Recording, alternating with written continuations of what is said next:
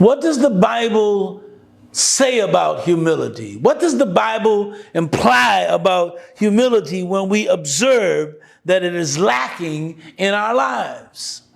In 1 Peter chapter 5, verse number 5, the Bible says, God opposes the proud, but gives grace to the humble. If I discover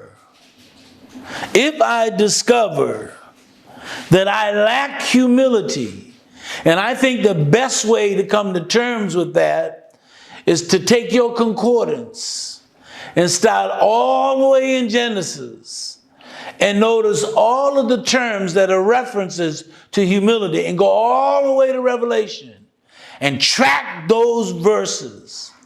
And if we observe in our character there are impediments to humility, I want us to know that if that carries on throughout our life, the Bible says God opposes the proud.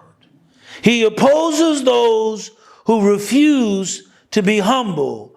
For certain, humility is a major attribute in the character of Jesus.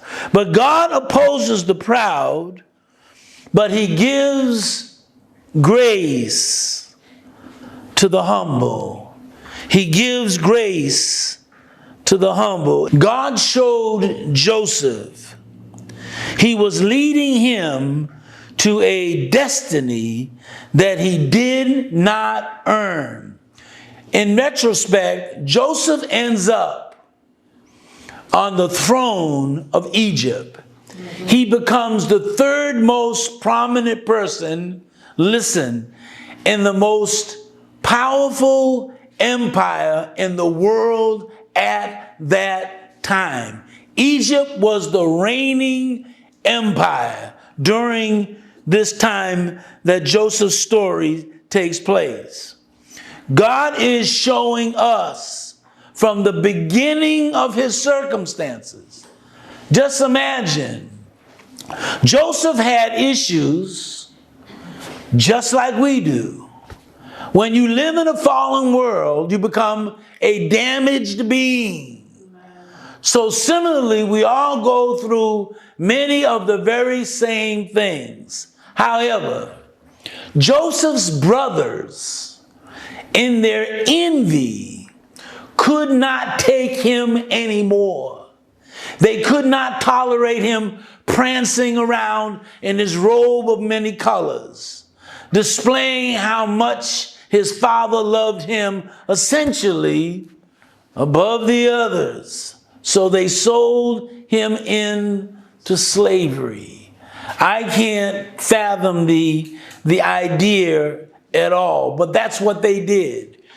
And once he was sold into slavery, the Ishmaelites, incidentally, relatives of the family clan, incidentally, when they sold Joseph to the Ishmaelites sold Joseph to Potiphar, an Egyptian.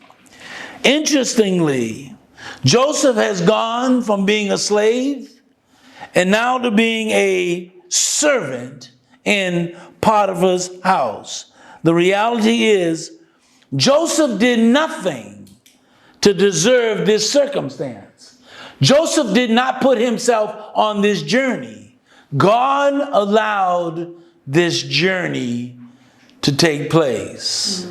Whatever path we're on, the scriptures provide guidance and direction so that we walk the path within the will of God.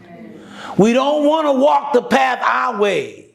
We don't want to walk the path the way of the world. We want to walk the path on God's terms. God alone had to prepare Joseph by his grace.